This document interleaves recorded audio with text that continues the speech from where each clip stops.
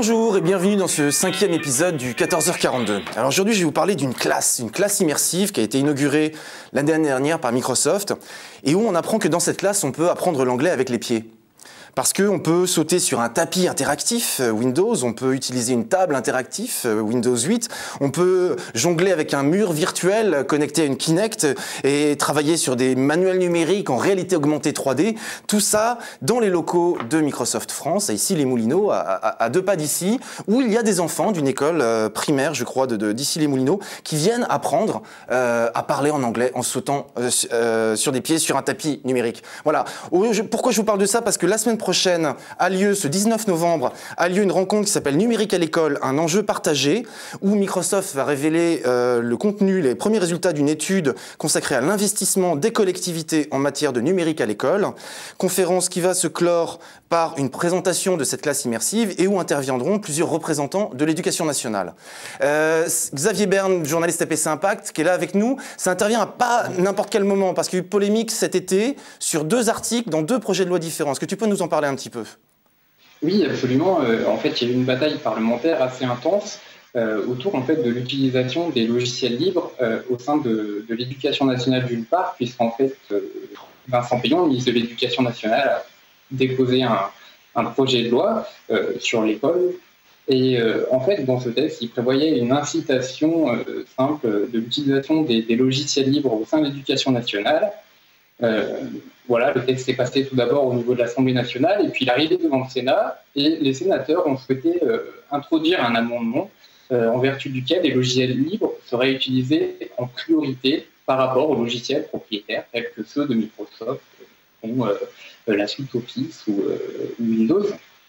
Cet amendement a été adopté au grand regret de certains acteurs grands industriels du logiciel propriétaire qui est un petit peu vent debout contre cette mesure. Ils estimaient que c'était contraire à la Constitution, contraire aux règles de la commande publique. Donc voilà, ils ont clairement fait comprendre leur mécontentement. Ils ont même écrit au ministre de l'Éducation nationale, donc Vincent Peillon, tant et si bien qu'une fois arrivé devant l'Assemblée nationale, le gouvernement a déposé un amendement visant tout simplement à gommer le fameux amendement introduit par les sénateurs. Et quelques jours plus tard, les députés de la majorité, avec le soutien d'ailleurs de ceux de l'UMP, ont accepté l'amendement déposé par le gouvernement et donc la priorisation des logiciels libres par rapport aux logiciels propriétaires a été tout simplement effacée. C'est ce qui est de l'éducation nationale. Parce que par ailleurs, il y a un autre projet de loi sur l'enseignement supérieur où là, c'est passé. Absolument. Il y a eu un deuxième projet de loi donc sur l'enseignement supérieur, donc là c'est les universités cette fois, et c'est encore les sénateurs qui ont lancé l'initiative et finalement c'est dans la dernière ligne droite de l'adoption de ce projet de loi, en commission mixte paritaire, donc les députés et les sénateurs sont tombés d'accord pour donner la priorité aux logiciels libres dans le cadre du service public de l'enseignement supérieur. D'accord. Alors pour en discuter aujourd'hui, nous avons 2 invités. Loïc Rivière, bonjour. Qui représente l'AFDEL. Donc l'AFDEL, c'est l'Association française des éditeurs de logiciels et solutions Internet, qui représente grosso modo 300 entreprises, qui a été créée en octobre 2005 à l'initiative de plusieurs sociétés, dont Dassault et Microsoft France. Tout à fait. D'autres sociétés comme Cégide, Berger-Levrault et un certain nombre de PME et de start-up. Une dizaine d'entreprises. D'accord. Et nous accueillons également Patrice Bertrand. Bonjour Patrice Bertrand, qui est le président du Conseil national du logiciel libre, qui représente pour le coup également 300 entreprises de logiciels libres open source. Exactement, 300 entreprises par l'intermédiaire des associations régionales ou des groupes thématiques dans le cadre de pôles de compétitivité. Et donc les membres du CNLL sont en fait ces associations et ces groupes thématiques, mais par leur intermédiaire, on représente 300 entreprises. Acteurs du logiciel libre, que ce soit comme prestataire de services ou comme éditeur de logiciels ou encore quelques autres variantes de modèles économiques. Alors, est-ce que vous pouvez définir d'abord qu'est-ce que sont les logiciels libres et open source pour ceux qui ne savent pas? Oui, c'est important de resituer. Les logiciels libres et open source, ce sont à peu près les mêmes logiciels, et je vais dire quelles sont leurs caractéristiques. Ce sont à peu près les mêmes logiciels, mais les appellations correspondent à des écoles de pensée qui sont assez différentes, et je vais expliquer ça. En termes de logiciels, qu'ils soient logiciels libres ou open source, ce sont des logiciels dont on est autorisé à non seulement étudier et lire le code source, et donc disposer du code source, mais également à le modifier pour l'adapter à ses besoins particuliers ou corriger un défaut qu'on y aura trouvé, et à le redistribuer à d'autres personnes autour de soi. Donc ça, c'est des caractéristiques qui portent sur la licence du logiciel, et d'une certaine manière, c'est la licence du logiciel qui définit qu'il va être logiciel libre ou logiciel open source. Maintenant, quant à la différence des écoles de pensée, je dirais que le logiciel libre est la première vague qui remonte aux années 80 déjà, et qui privilégie la liberté. C'est-à-dire que c'est non pas une option pour les avocats, les défenseurs du logiciel libre, ce n'est pas une option de pouvoir consulter et comprendre et modifier un logiciel, c'est une nécessité vitale du même ordre que la liberté d'expression. Alors que les tenants de l'appellation open source, qui était un mouvement qui est apparu beaucoup plus tard, en 98, mettent l'accent principalement sur la qualité, les qualités particulières de ces logiciels qui sont construits par des communautés, ou en tout cas par un grand nombre de personnes coordonnées dans l'élaboration du logiciel.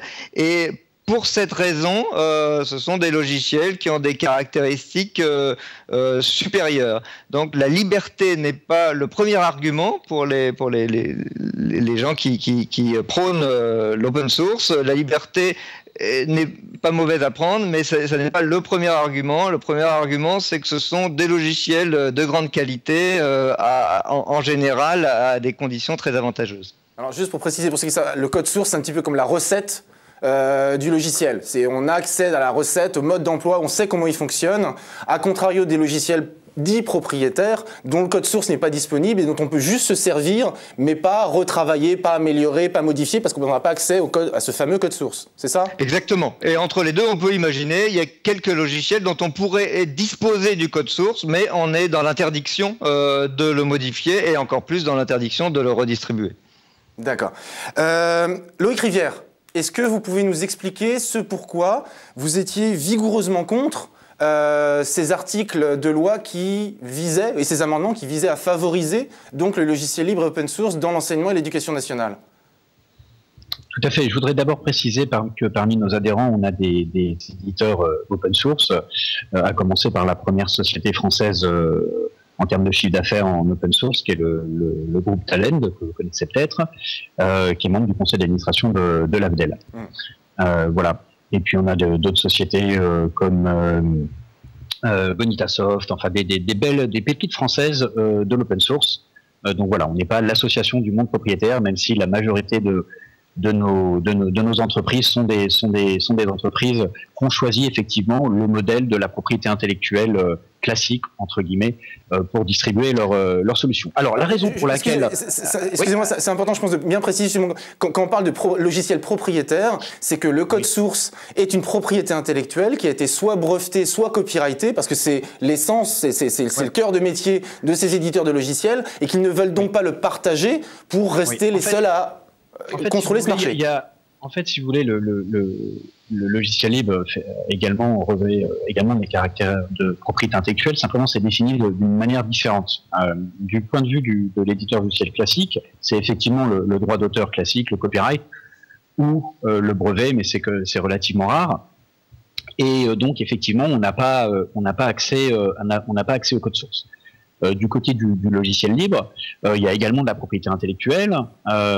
Simplement, c'est la condition de licence, donc d'utilisation du logiciel, qui va différer, dans la mesure où là, on a le droit d'avoir accès au code source, et puis on a le droit de le transformer, et on a le droit même de bâtir une activité commerciale à partir de ce logiciel, mais qui sera une activité de service dans la mesure où on ne fera pas payer le logiciel, mais on fera payer le service qui est construit autour, qui va être de la formation, du support, de l'accompagnement, de l'intégration, ce qui fait qu'aujourd'hui, le marché du logiciel libre, entre guillemets, en France, est un marché essentiellement de sociétés de services, de grands acteurs du service. Vous savez qu'on a de très grandes SS2I en France, des champions internationaux, vous connaissez Capgemini, Atos, Sopra et autres, et ce sont aujourd'hui les principaux distributeurs de logiciels libres en France. Oui, sachant que le logiciel libre, majeure partie des logiciels libres open source sont des logiciels qui sont gratuits. Enfin, on a le droit d'y accéder et de les partager gratuitement.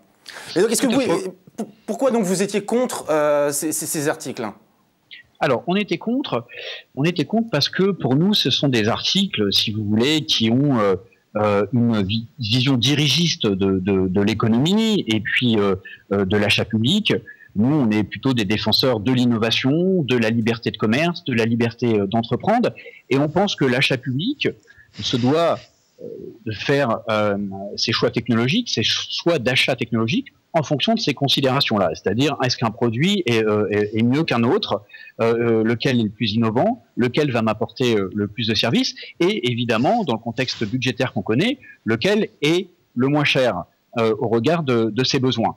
Et donc, on pense que c'est pas à la loi de définir au niveau de l'achat public quel type de logiciel l'acheteur public doit acheter. C'est aller contre le sens de l'innovation, c'est aller contre le sens de la liberté de commerce et de la liberté de concurrence, et c'est certainement pas aller dans l'intérêt de la collectivité publique et de l'acheteur public et du citoyen. On comprend évidemment qu'il y a des problématiques de coût, mais le coût, ça se mesure dans le cadre d'un benchmark, comme quand on fait un benchmark sur les qualités respectives de logiciels, on fait des benchmarks sur le coût. Et quand on prend en compte le coût d'un logiciel, on prend en compte le logiciel et le service qui est associé. Et comme le modèle du logiciel libre est un modèle qui cherche aussi à gagner de l'argent, j'imagine que les adhérents que représente Patrice Bertrand cherchent également à gagner de l'argent, ce sont des entrepreneurs, et ben le coût, comme je vous l'ai expliqué, il n'est pas positionné sur la licence du logiciel, puisqu'il n'y a pas de licence commerciale, mais il est positionné sur le service. Donc quand on doit comparer deux logiciels au niveau du coût, il suffit juste de comparer combien ça me coûte quand je compte la masse salariale que ça va mobiliser au sein de mon entreprise, le service, le support dont je vais avoir besoin, le développement spécifique, parce que généralement quand on est dans un modèle de logiciel libre, on utilise des briques qui sont disponibles pour la communauté, qu'on va assembler et qu'on va adapter pour faire du sur-mesure. Hein. C'est un peu ce que propose aussi le logiciel libre par rapport au logiciel propriétaire qui est plus standardisé. On va essayer de faire du sur-mesure. Nous, alors c'est vrai qu'on a tendance à souvent penser que le standardisé, c'est plus à même de changer les process en entreprise, de citer l'innovation, mais parfois le sur-mesure est indispensable et puis il n'y a pas d'offres propriétaires qui y répondent.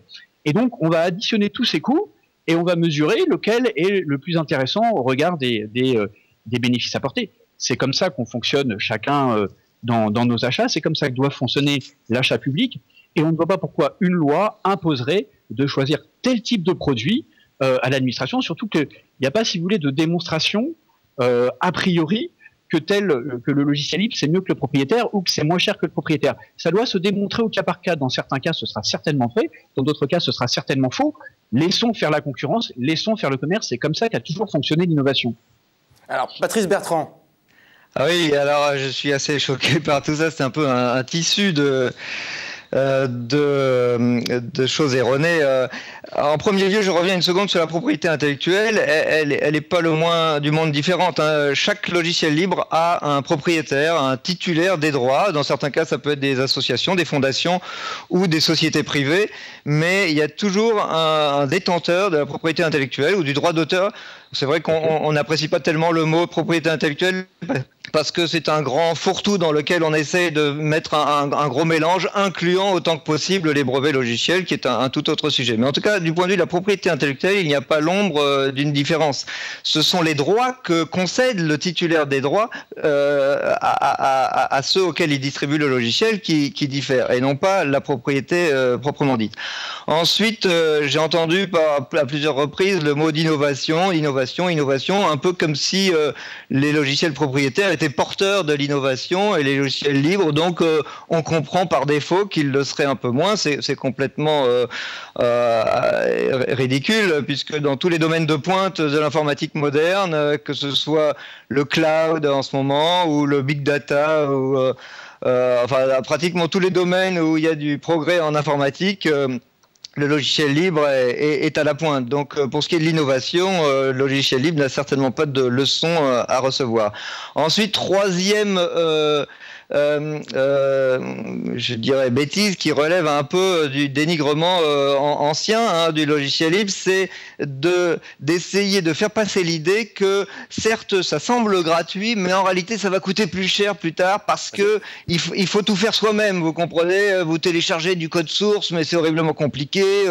Vous avez des briques, il faut les assembler, ces briques, elles vont jamais marcher toutes seules, donc c'est beaucoup de boulot, donc ça a l'air pas cher, mais en réalité ça va vous coûter horriblement cher de faire marcher tout ce truc-là ensemble. Et ça, c'est un contresens dont je pensais qu'on était sorti depuis une dizaine d'années. Il est clair que quelqu'un qui installe la suite LibreOffice à la place de Microsoft Office, il n'a pas besoin d'assembler des briques. De la même manière. Justement, le modèle économique des entreprises, de ce qu'on appelle les SS2L, les entreprises de logiciels libres ou les entreprises open source. Oui, alors il y a différents modèles économiques dans le logiciel libre. Il y en a un qui porte un gigantesque patrimoine, qui est un modèle un peu à l'écart, disons, mais pas totalement à l'écart des modèles standards. C'est celui des fondations. Donc fondation Linux en premier lieu, fondation Apache, fondation Eclipse, etc. Là, on a un modèle, je l'explique rapidement, où une grande majorité des contributeurs, donc de ceux qui payent des développeurs pour faire les programmes, parce qu'il faut le rappeler au passage, le logiciel libre, pour une grande majorité, n'est pas écrit par des bénévoles le soir ou le week-end quand ils sont rentrés de leur vrai boulot. Une grande majorité du logiciel libre, et en particulier du logiciel qui est utilisé, véritablement utilisé, que ce soit par les entreprises ou les particuliers, est écrit par des développeurs qui sont payés à la fin du mois. Et donc, lorsqu'il s'agit de logiciels portés par des fondations, comment sont-ils payés? Ils sont payés par des entreprises qui leur demandent de travailler, par exemple, sur le noyau Linux, et il y a quelques dizaines, centaines d'entreprises qui trouvent pertinent de payer leurs développeurs. Mutualiser en fait le développement de logiciels pour qu'il soit le meilleur possible, plutôt qu'être en concurrence, être en coopération.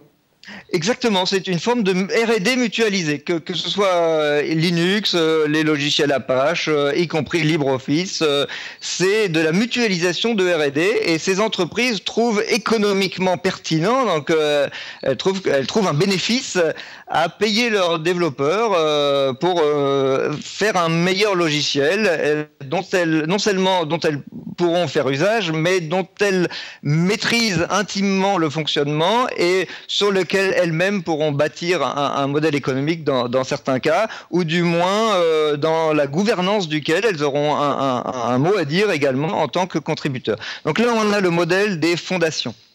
Après, on a des éditeurs open source, sociétés ordinaires, disons à but lucratif, et d'ailleurs vous en avez cité quelques-uns qui sont membres de l'AFDEL. Je précise au passage que Talen n'est sûrement pas la plus grande société française spécialisée dans l'open source, c'est le plus grand des éditeurs seulement.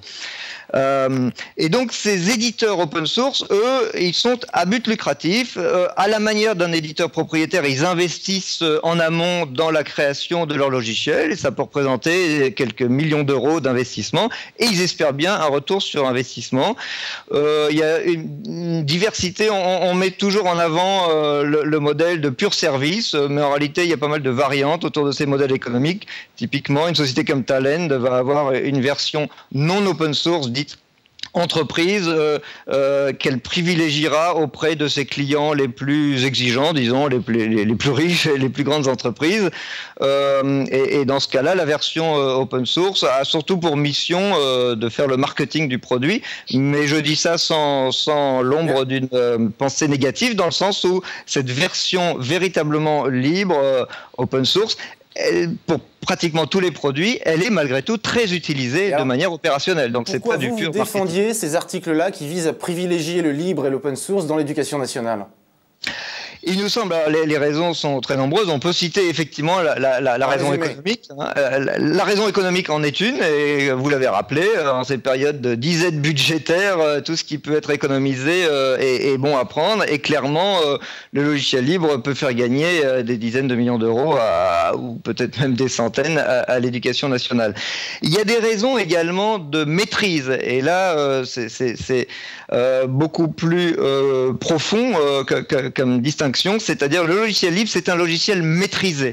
Et à l'échelle, autant le particulier qui veut une suite bureautique, on ne peut pas lui demander de maîtriser le code source ou le fonctionnement de sa suite bureautique. Autant pour un organisme de la taille de l'éducation nationale, manifestement, elle a les moyens de devenir acteur de ces logiciels, au moins d'une bonne partie d'entre elles, et donc de maîtriser et non pas de subir le logiciel qu'elle utilise.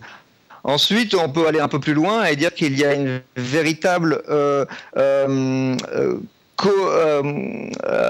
affinité, je dirais, entre la logique du logiciel libre et celle de l'éducation, c'est-à-dire une notion de partage de la connaissance, d'enrichissement de la connaissance, etc. Et d'ailleurs, on pourra parler peut-être un petit peu après également des contenus pédagogiques libres, qui est un sujet tout à fait corrélé. Alors après, on pourrait parler, mais on y viendra peut-être plus tard, des aspects juridiques, puisque un des arguments mis en avant par les gens qui s'opposaient à ces amendements donnant la priorité au logiciel libre étaient d'ordre juridique, mais alors ils étaient extrêmement nébuleux sur ce sujet. C'est-à-dire que on disait, si ça se trouve, peut-être que ça va être pas très compatible avec le droit européen, alors que ça avait été validé déjà dans un très grand nombre de pays. Et d'ailleurs, l'argument n'était même plus au final de dire c'est pas compatible avec le droit européen, c'était de dire c'est sans doute compatible, mais il va y avoir des tas de recours et donc ça va faire des ennuis, et donc pour éviter les ennuis, il vaut mieux ne pas faire passer cette... Avant de revenir sur cet argument d'anticonstitutionnalité qui avait été soulevé, Loïc Rivière, par rapport à ce que vient de dire Patrice Bertrand.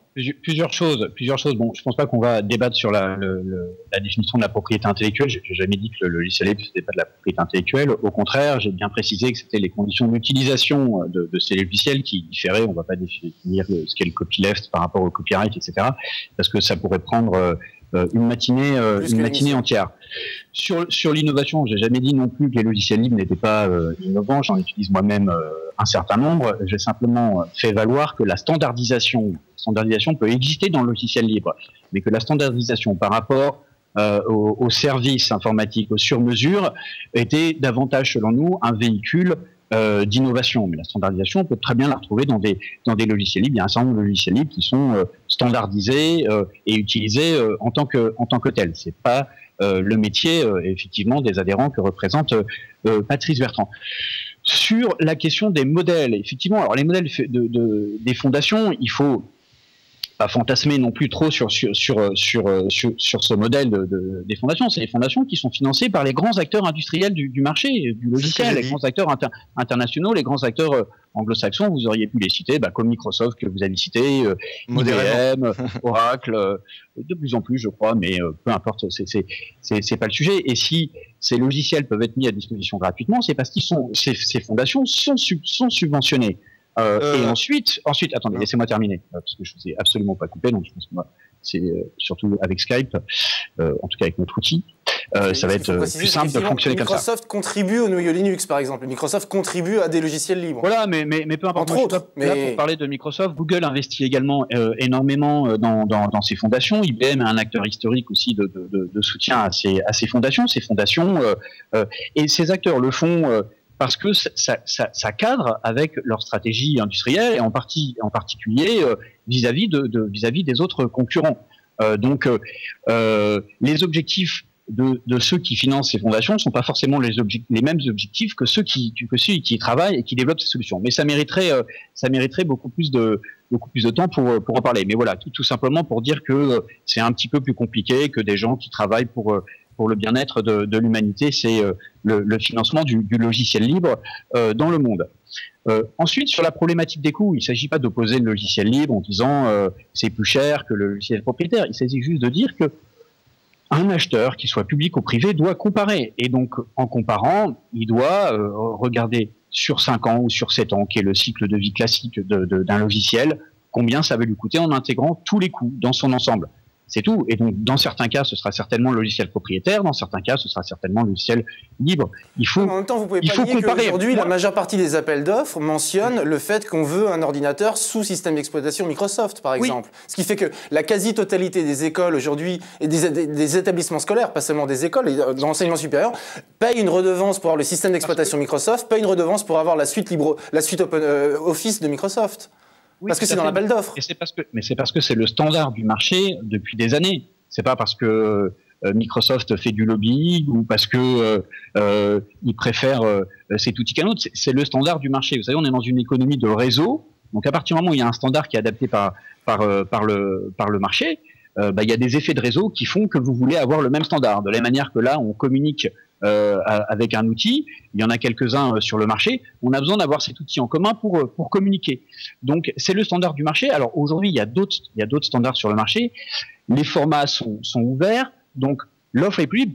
Je veux dire, nous les collectivités publiques doivent être libres de faire le choix entre ces outils que vous évoquez et d'autres, des outils libres, des outils propriétaires. Nous, ce qu'on revendique, c'est pas de dire que tel outil est mieux qu'un autre. Enfin, je veux dire, ça appartient à chacun de se déterminer sur la base des études qu'il faut faire quand on souhaite choisir un logiciel. Ce qu'on souhaite dire, c'est qu'on est pour la libre concurrence et la liberté de marché.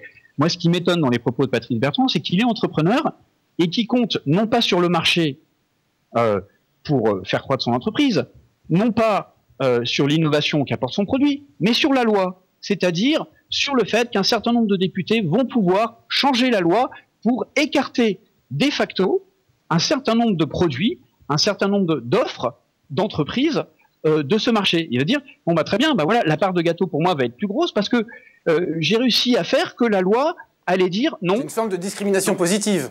C'est une discrimination, alors qui est positive pour ceux qui en bénéficient et qui est négative pour ceux qui n'en bénéficient pas. Et en l'occurrence, il est absolument pas fondé sur le fond alors en plus, là, vous n'évoquez que les grands acteurs, mais nous, on a des acteurs chez nous, typiquement sur le sujet de l'éducation, des éditeurs, des PME françaises qui éditent des des espaces numériques de travail, qui, si l'article que poussait donc l'organisation que représente Patrice Bertrand et d'autres aurait été écarté de ce marché. Je veux dire, c'est 40 collaborateurs, c'est des investissements R&D depuis des années.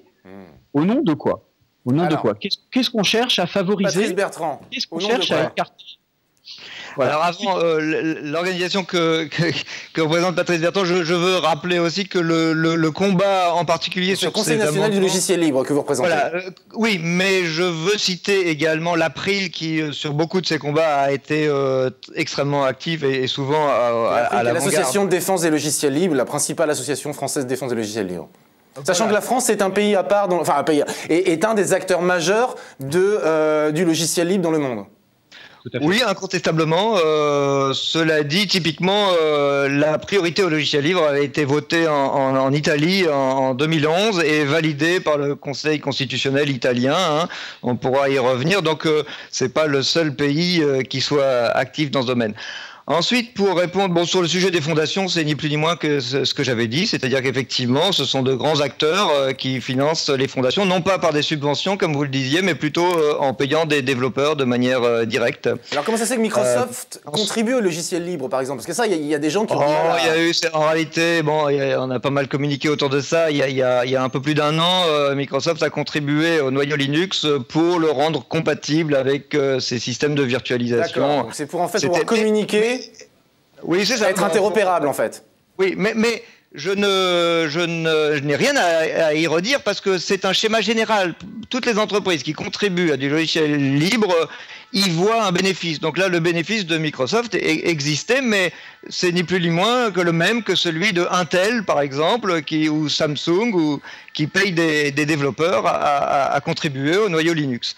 Voilà pour les fondations, on pourra y revenir. Sur le côté business, non, c'est pas le moins du monde un combat qui porte sur le business. Il ne s'agit pas obtenir du business pour les entreprises membres du CNLL. Vraiment pas le moins du monde. C'est un combat citoyen, c'est pas un combat corporatiste. Et d'ailleurs, l'essence du déploiement de logiciels libres, c'est l'appropriation. Et l'éducation nationale est tout à fait en mesure de s'approprier et de maîtriser par elle-même les logiciels qu'elle déploie. Si elle avait besoin d'un peu d'aide, comme vous le disiez, elle pourrait se tourner vers des grands SS2I comme vers des plus petits acteurs spécialisés. Mais donc, ce n'est pas spécifiquement les entreprises du CNLL qui recevraient une pluie de contrats. En tout cas, ce serait certainement des contrats qui seraient sans commune mesure avec ce que l'éducation nationale dépense aujourd'hui en licence propriétaire. Alors, donc, juste pour préciser, quand je parlais de discrimination positive tout à l'heure, c'est que on a énormément de cours, quand on regarde, on fait une recherche sur Google, on a beaucoup plus de cours sur formation à Word ou formation à Excel que de cours sur formation à un traitement de texte ou formation sur tableur. C'est qu'il y a une situation de monopole de fait de Microsoft dans pas seulement l'éducation nationale, et notamment dans l'enseignement, où la majeure partie des enseignants apprennent à utiliser Word et non pas apprennent à utiliser un traitement de texte, d'où aussi ce combat pour une forme de discrimination positive, pour renverser un petit peu la balance et briser ce monopole de fait. Et ça, c'est aussi un combat que mènent les logiciels open source pour casser le monopole de fait de certaines entreprises commerciales. Là, je parle de Microsoft pour les traitements de texte, mais il y en a d'autres. Ouais. Oui, parce que la domination du marché, elle est incontestable. C'est pas moi qui vais la contester. Vous l'avez dit, voilà, c'est une domination.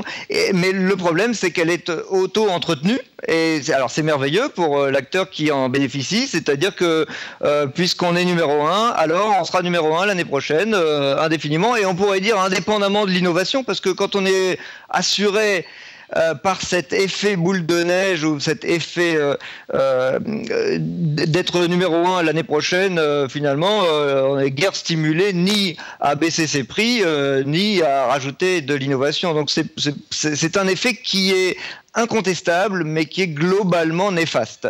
Et ça crée des rentes de situation, etc.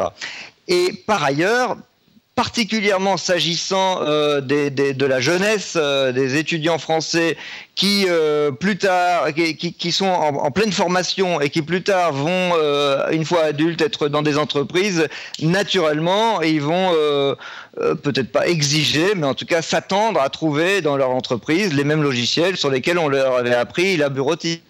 Et donc effectivement, l'effet va encore s'accentuer. C'est la raison pour laquelle d'ailleurs on a souvent vu des grands éditeurs ou même des fabricants informatiques donner carrément des licences, du matériel, etc. dans les écoles et lycées pour s'assurer d'utilisateurs futurs une fois arrivés. Et notamment l'éducation nationale, on a vu des éditeurs, bon là encore Microsoft, parce qu'effectivement c'est celui qui est le plus visible, qui baisse considérablement ses prix, qui fait d'énormes ristournes pour rester dans les ordinateurs des utilisateurs. Alors la ristourne, vu du budget de l'éducation nationale, on ne peut pas y trouver à y redire. La ristourne, on pourrait dire, elle est toujours bonne à prendre. Néanmoins, on voit bien que le but, c'est de profiter de cette population jeune et finalement à laquelle on imposera ce qu'on voudra, puisqu'on ne leur demande pas leur avis aux étudiants. Et d'en faire des futurs consommateurs captifs des mêmes produits. Ça, la logique économique, elle est limpide, quoi. Alors, Loïc Rivière. Oui. Ah, il y a Xavier qui voulait poser une question. Xavier ? Oui, absolument. En fait, c'était par rapport justement au coût des licences pour les logiciels propriétaires. Est-ce que M. Patrice Bertrand a un petit peu une idée du coût annuel de ces licences, puisqu'en fait, le ministère de l'Éducation nationale a donné un chiffre il n'y a pas très longtemps au travers d'une question posée par une députée. Le ministère de l'Éducation nationale donnait le chiffre de 4,27 millions d'euros pour l'année 2012 en dépenses de logiciels et support. En logiciel propriétaire. Non, c'est 4,27 pour les logiciels propriétaires et dont 220 000 pour les logiciels libres. Donc 220 000 euros. Donc du coup, voilà, je voulais savoir, qu'est-ce que ce chiffre lui inspirait ?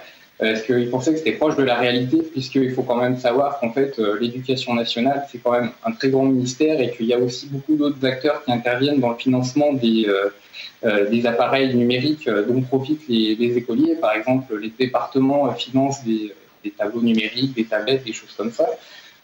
Voilà, est-ce qu'il avait une idée, puisque tout à l'heure, il a quand même dit que avec le logiciel libre, on pourrait faire des économies, il me semble qu'il parlait d'économies de l'ordre de centaines de millions d'euros pour l'éducation nationale, et du coup, c'est aussi des économies sur quelle période. C'est intéressant aussi de le préciser, je pense.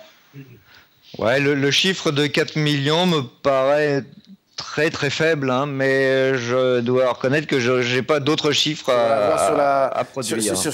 Il nous reste 7 minutes. Loïc Rivière, j'entends tout à fait ce que vous dites sur le fait qu'il y aurait des PME qui pourraient effectivement être écartées de ce marché à partir du moment où on priorise. En même temps, ce n'est pas une obligation d'utilisation des logiciels libres, c'est le fait de prioriser. Mais en même temps, vous ne pouvez pas non plus nier le fait que les contrats, pour revenir avec Microsoft, les contrats, on l'a vu avec le contrat Open Bar, qui est donc l'accord entre l'armée française et Microsoft, on sait que c'est défiscalisé parce que ça passe par un contrat avec l'Irlande, donc c'est pas des impôts qui sont payés en France, et que la majeure partie de ces contrats portent sur des licences et qui donc contribuent au commerce extérieur américain, pas du tout aux PME françaises ou au tissu économique local français. Alors moi je suis pas représentant de Microsoft, donc je précise. Donc c'est peut-être des questions qu'il faut poser aux représentants de Microsoft, et je trouve dommage d'ailleurs que le débat se réduise toujours sur ces sujets-là à Microsoft versus le logiciel libre. Nous, je peux vous dire qu'on a été sollicité en interne par un certain nombre de PME, donc il faut pas. Nous, la problématique, si vous voulez, c'est pas que l'État cherche à réduire ses licences, c'est pas que l'État cherche très légitimement à recouvrir la base fiscale qui lui revient en fonction de la création de richesses qui se fait sur le territoire français. C'est également notre position, et je pense que c'est un autre sujet. On pourra en débattre si vous voulez. Nous, c'est juste qu'on reste dans une économie de liberté de marché, quoi, et que la commande publique. Moi, je trouve ça extraordinaire. La majeure partie des donneurs d'ordre inclinent vers le logiciel propriétaire. J'en reviens à cette notion de discrimination positive. Oui, mais et alors, est-ce que vous pensez que c'est important? Demain, avec le cloud computing et le SaaS, on verra pratiquement pas la différence entre le logiciel libre sur plein d'outils, pas sur tous, entre la différence entre le logiciel libre et le logiciel propriétaire. Donc, je veux dire, il faut sortir de ces dichotomies. Ce qui est intéressant dans un outil, c'est qu'il soit tamponné logiciel libre ou tamponné logiciel propriétaire. Je veux dire, dans certains cas, ça fait tout à fait sens. On pense par exemple au domaine stratégique, à la défense nationale, etc. Dans le cas des outils bureautiques. Dans le cas des outils bureautiques que vous utilisez, que tout le monde utilise, ce qui compte, c'est l'usage. C'est est-ce que l'expérience utilisateur est au rendez-vous? Est-ce que j'en ai pour mon argent? C'est ça. Nous, on demande juste. On trouve extraordinaire qu'aujourd'hui, des entrepreneurs demandent à la loi d'écarter leurs concurrents. Je veux dire, ça nous rappelle le débat qu'on a vu, par exemple, sur les taxis versus les VTC, quoi. Je veux dire, la loi n'est pas là. La loi est là pour organiser la transparence, la liberté de concurrence, la liberté de marché. Je veux dire, on vit dans une économie aujourd'hui qui est régie par ces principes et qui fait que l'innovation peut s'établir. Oui, mais qui fait aussi qu'il y a des monopoles de fait de certaines entreprises et ce pourquoi il y a des gens justement qui veulent lutter contre ce monopole en prioritisant, en mettant la priorité sur les logiciels libres. Écoutez, il y a des monopoles. Nous, on pense que la meilleure façon de lutter contre les monopoles, c'est l'innovation. Donc, s'il y a des solutions qui demain seront innovantes, regardez, vous êtes un spécialiste du monde numérique, vous savez bien que les acteurs dont vous parlez aujourd'hui, il y en a pour certains, ils existaient pas il y a 10 ans. À l'époque, on parlait déjà des problématiques de monopole de Microsoft sur un certain nombre de sujets. Donc, l'innovation, c'est la meilleure garantie contre le monopole. Donc, effectivement, Firefox, par exemple, a beaucoup innové en matière de logiciels et a conquis beaucoup de parts de marché face à Internet Explorer de Microsoft qui avait 95% de parts de marché à la fin des années 2000. Exactement, c'est un très bon exemple. Et il y a d'autres navigateurs comme Opera pour d'autres utilisations. Il y a Google Chrome avec sa spécificité, etc. Aujourd'hui, le marché du navigateur, grâce à l'innovation, n'est plus ce qu'il était il y a quelques années où il y avait, on va dire, deux navigateurs qui se partageaient le marché. Alors, il nous reste 3 minutes. Patrice Bertrand. Alors plusieurs petits points. Le premier, c'est que c'est vrai que de mettre en avant la libre concurrence, c'est un peu incongru, alors que justement les mêmes défendraient le contrat dit Open Bar du ministère de la Défense. Donc pour préciser, le contrat Open Bar, c'est un contrat où tous les militaires peuvent se servir comme ils l'entendent dans les logiciels de Microsoft, et qui est un contrat qui a été passé sans appel d'offres sur une durée de 4 ans et qui a été renouvelé en avril dernier. Et renouvelé en avril dernier, voilà. Donc exactement, vous avez tout dit, un contrat passé sans appel d'offres. Donc c'est vrai que c'est un peu incongru après de revendiquer la libre concurrence. Ensuite, je veux redire que ça n'est pas une affaire de telle entreprise contre telle autre. Il ne s'agit pas de dire que l'État va exiger des téléphones Android à la place des téléphones iPhone. Non, c'est pas une affaire du business de l'un contre le business de l'autre. C'est une affaire de modèles qui s'opposent. Et bien sûr, il y a des entreprises qui accompagnent le logiciel libre et open source, mais ce sont pas, il ne s'agit pas de diriger des crédits publics vers ces entreprises, mais alors pas le moins du monde. Il s'agit que l'État prenne en main la maîtrise de son logiciel. Et ça, à la rigueur, s'il n'a pas besoin d'entreprise, ce sera très bien pour nous. Hein. On aura du business ailleurs, il n'y a pas de souci. Et il ne s'agit pas de acheminer ou forcer des commandes vers l'un ou vers l'autre. Il s'agit de maîtriser les systèmes d'information de l'État, comme d'ailleurs Jean-Marc Ayrault l'avait recommandé dans sa directive de septembre 2012. Qui vise effectivement à favoriser dans la mesure du possible les logiciels libres dans l'administration. Oui, et comme François Hollande lui-même s'y était engagé, je ne sais pas si... je peux vous citer 3 lignes de François Hollande. Ce sera peut-être la parole à Loïc. Le mot de la fin. Et il avait en 2012, un peu avant l'élection, il avait dit la chose suivante: l'éducation ne devra donc pas seulement faire des élèves des consommateurs de l'informatique, mais aussi des créateurs qui sauront décoder et surtout coder cet univers. Et un peu plus loin, je souhaite que les logiciels libres de qualité utilisant des formats ouverts normalisés soient enseignés à l'école comme à l'université et que leur usage soit privilégié dans les concours et examens, etc. Donc là, tant pour la bureautique que pour les usages scientifiques. Philosophique des logiciels libres, au sens où c'est l'utilisateur qui contrôle le logiciel, alors qu'à contrario, dans le logiciel propriétaire, dans le modèle propriétaire, c'est l'éditeur du logiciel propriétaire qui contrôle ce que peut en faire l'utilisateur ou pas.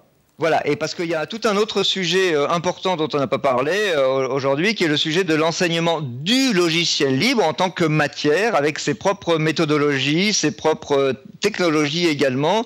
Le logiciel libre est devenu, en 10 ans, la matière première de toute l'informatique moderne, et donc il semble absolument essentiel que les étudiants, en particulier dans les filières scientifiques et d'ingénieurs, reçoivent une vraie culture de ce logiciel. Loïc Bertrand de l'AFDEL, donc est-ce que vous savez ce pourquoi le Parlement a refusé d'accorder à l'éducation nationale ce qu'elle impose à l'enseignement supérieur? À savoir, dans l'enseignement supérieur, il y a la priorité au logiciel libre open source, alors que ce n'est pas le cas dans l'éducation nationale. Oui, alors... juste avant de souligner cette incohérence, ouais, tout à fait. Juste pour dire que les personnes qu'on cite, et on trouve beaucoup de politiques pour soutenir le logiciel libre là, depuis quelques semaines, bon, ils ont tous, comme vous et moi, sur leur ordinateur, enfin en tout cas comme moi, et comme beaucoup de gens, des logiciels dont ils ne se demandent pas s'ils sont propriétaires, libres, et dont ils se demandent uniquement s'ils répondent à leurs besoins. Donc voilà, il faut mettre aussi ces propos en relation avec les perspectives. Et je pourrais vous citer la ministre Fleur Pellerin qui s'est exprimée sur la neutralité technologique et sur la neutralité de la commande publique sur ces sujets quand elle a été questionnée par Isabelle Attard. Voilà. Donc le mot de la fin, c'est incohérence. Ben oui, écoutez, cette incohérence, c'est simplement que nous, on a eu quelques échanges, évidemment, avec l'exécutif sur ces sujets, qui nous a dit qu'il était sur une position, effectivement, de liberté de concurrence, de neutralité de la commande publique, parce que c'est comme ça que ça fonctionne dans les économies modernes depuis un certain nombre de décennies, fort heureusement, et qu'on fait confiance plutôt à l'innovation qu'à une loi imposant des choix.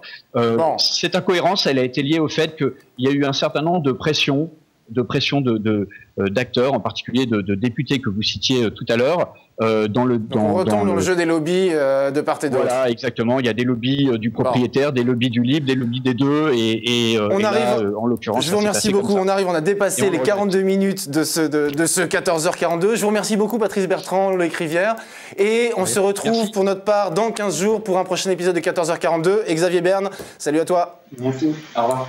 Au revoir. Merci. Au revoir. Merci à vous. Et au revoir.